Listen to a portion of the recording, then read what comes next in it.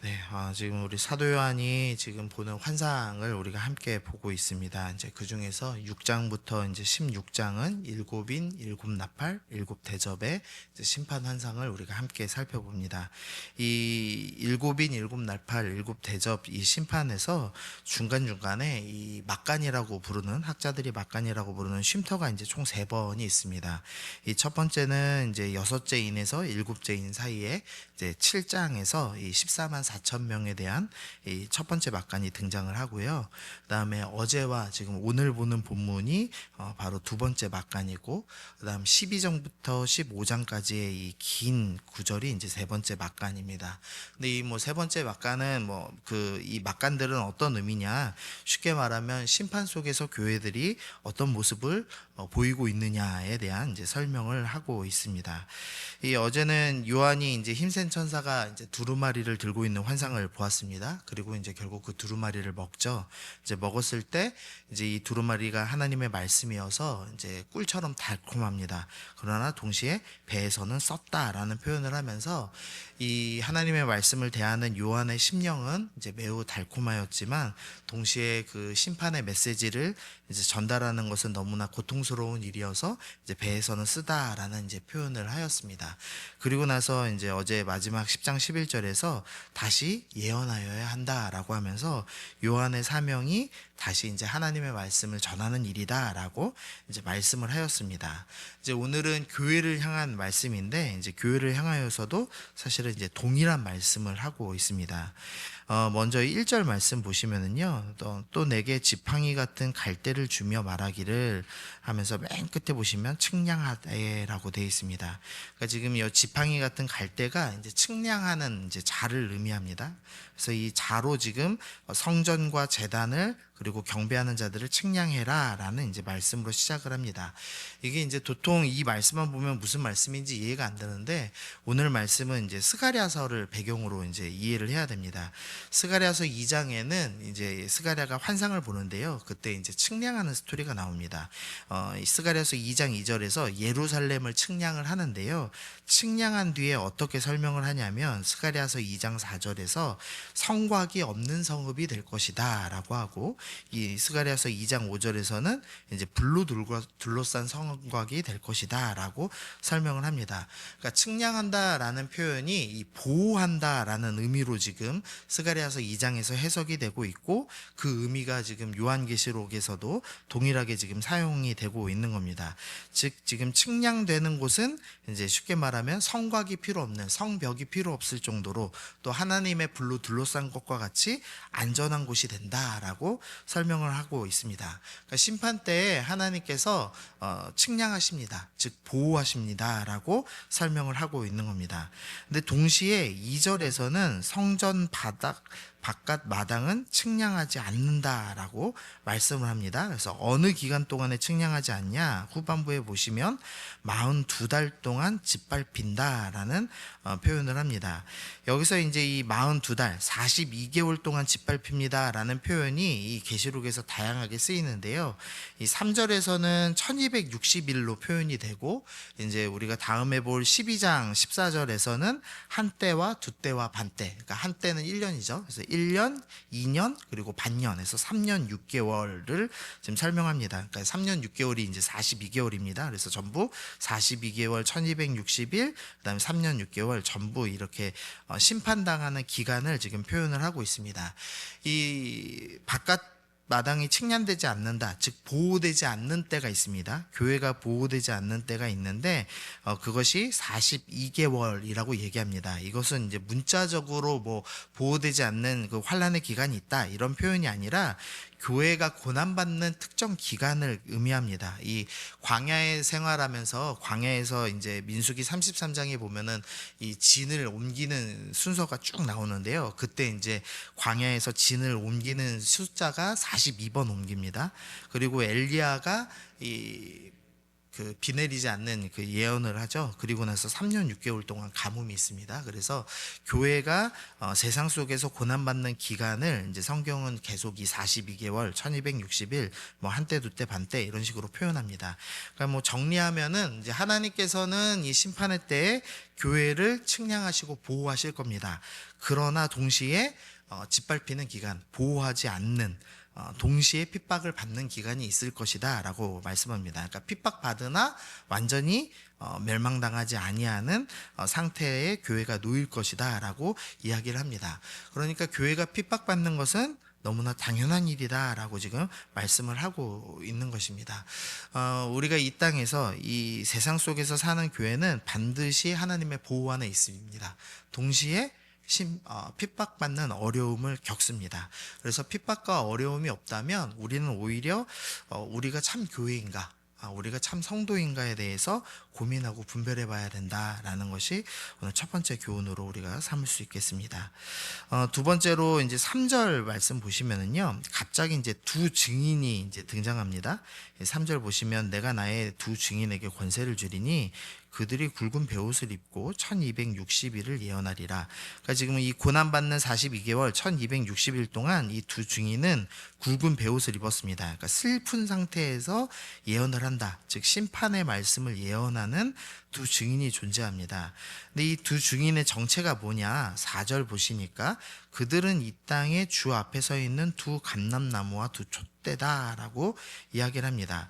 그냥 간단히만 보시면 두 촛대만 이해해도 쉽습니다. 이 계시록에서는 촛대가 교회로 표현되죠. 그러니까 이 두 증인은 지금 교회를 설명한다라고 명확하게 얘기하는 겁니다. 근데 이 감람나무는 뭐냐? 이것도 이제 스가랴서에 등장하는데요. 스가랴 4장에서 이 두 감람나무는 기름 받는 두 존재다라는 이제 말씀을 명확하게 합니다. 그러면서 그 스가랴 4장 당시에 기름 받은 두 존재는 이 총독과 대제사장, 그러니까 왕과 제사장을 의미하는 말이었습니다. 그래서 지금 교회는 왕이고 동시에 제사장이고 그리고 교회다라고 지금 설명을 하고 있는 겁니다.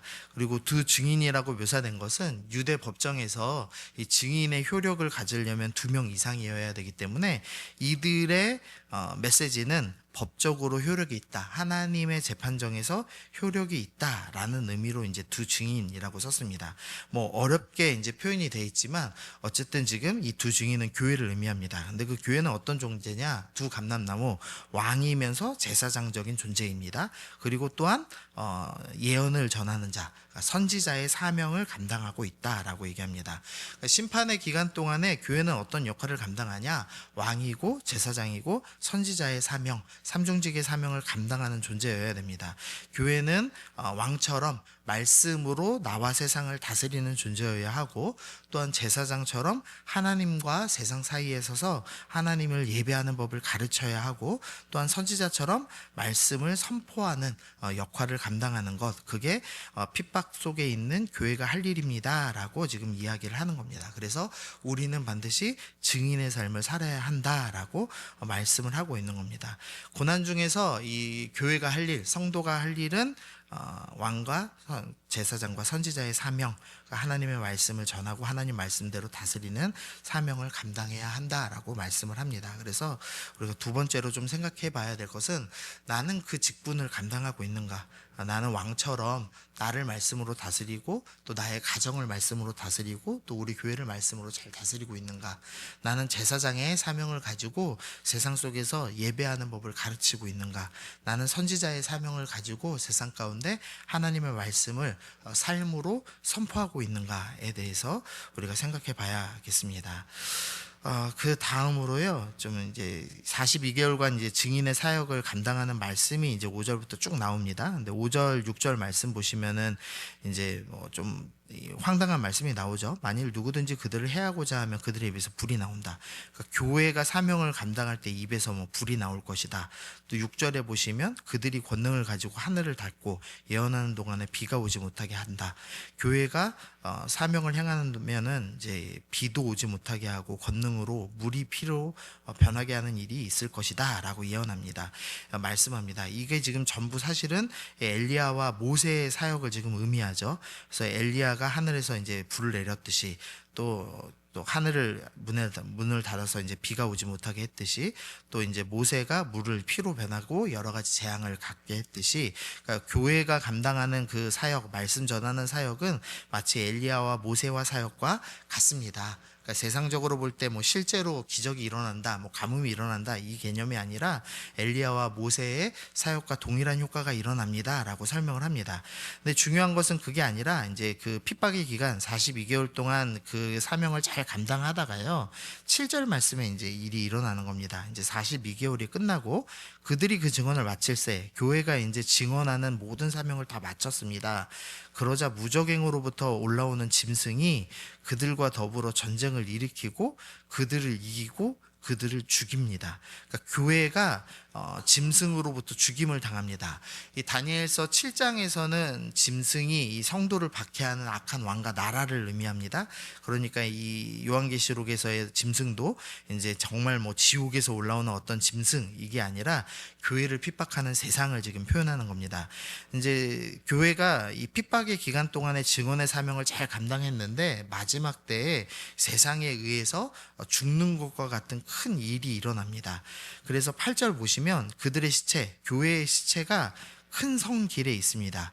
그 성은 영적으로 하면 소돔이요, 소돔이라고도 하고 애굽이라고도 하는, 그래서 큰 성은 이제 그 요한계시록에서 바벨론 의미합니다. 그래서 바벨론이고 소돔이고 애굽이라고 불리는 곳, 그리고 그들의 주 예수님께서 십자가에 박히신 곳, 즉 세상입니다. 세상 속에서 교회가 죽임을 당하고 시체가 길에 널브러지는 이제 사건이 일어납니다. 그래서 시신을 수습하지도 못하는 일이 일어날 것이고, 10절에 보시면 이 두 선지자가 땅에 사는 자들을 괴롭게 한 고로 땅에 사는 자들이 그들의 죽음을 즐거워하고 기뻐하여 서로 예물을 보내리라. 세상 사람들은 교회가 죽은 것을 보고 기뻐하고 즐거워하고 예물을, 선물을 서로 주고받을 정도로 기뻐하는 때가 있다라고 얘기합니다. 교회가 세상 속에서 죽은 것과 같이 되는 때가 언젠가 일어날 것입니다. 이 핍박의 때가 끝나고 교회가 죽은 것과 같은 어려운 일이 있을 것입니다. 그러나 죽음으로 끝나지 않고요, 11절 말씀 우리 한번 읽어보겠습니다. 시작. 3일 반 후에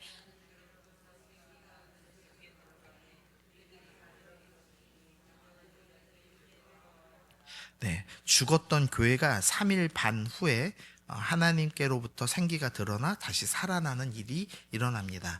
예수님께서 무덤에서 사흘 반 만에 부활하신 것과 지금 동일하다라고 이야기를 하는 겁니다. 그러니까 지금 무슨 설명을 하냐? 교회는 세상에서 핍박당합니다. 그러나 그 핍박의 기간 동안에 열심히 이제 증인으로서의 사명을 감당합니다. 그리고 나서 죽는 것과 같은 어려움을 겪겠지만 다시 부활하게 될 것이다 라고 말씀을 하고 있는 겁니다. 시편 23편에서 그 마지막 절 그 5절에서 보면은 원수의 목전, 원수의 눈앞에서 상을 차려주십니다 라는 구절이 있죠. 우리가 우리 인생 가운데 또 교회가 교회의 사명을 감당하면서 이 사망의 음침한 골짜기와 같은 핍박의 시간을 겪게 될 것입니다.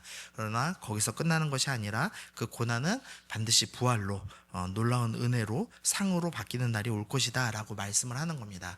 그러면서 교회는 예수님의 고난을 닮아서 예수님의 고난에 동참하여서 열심히 복음을 전하다가 쓰러져 죽는 것과 겠지만 결국은 부활하고 결국은 하나님 나라의 상급을 받게 될 것입니다 라고 말씀을 하는 겁니다. 그래서 고난이 영광의 통로가 된다라고 이야기를 하고 있는 겁니다. 그래서 그냥 정리를 해보면은요, 교회는 이 땅에서 이제 증인의 사명을 감당한다라고 말씀하는 겁니다. 그리고 왕과 제사장과 선지자의 역할을 감당하면서 하나님의 말씀으로 다스리고 하나님과 예배로 교제하는 법을 가르치고 또 선지자처럼 말씀을 선포하는 역할을 감당해야 된다. 그것으로 세상에 빛을 비추는 촛대와 같은 역할을 감당해야 된다라고 말씀합니다. 그리고 언젠가 교회가 죽는 것과 같은 큰 어려움을 겪을 겁니다. 그러니까 시체를 수습하지 못할 정도의 큰 조롱을 당하게 될 것입니다. 그러나 예수님께서 부활하셨듯이 교회도 다시 부활할 것이고 다시 영광을 얻게 될 것입니다 라고 오늘 말씀이 우리에게 설명합니다. 그래서 우리에게 너희가 핍박 가운데서 두려워하지 말아라. 핍박 기간 동안에는 내가 보호할 것이다. 그리고 핍박이 끝나서 죽은 것과 같이 되는 때에도 두려워하지 말아라.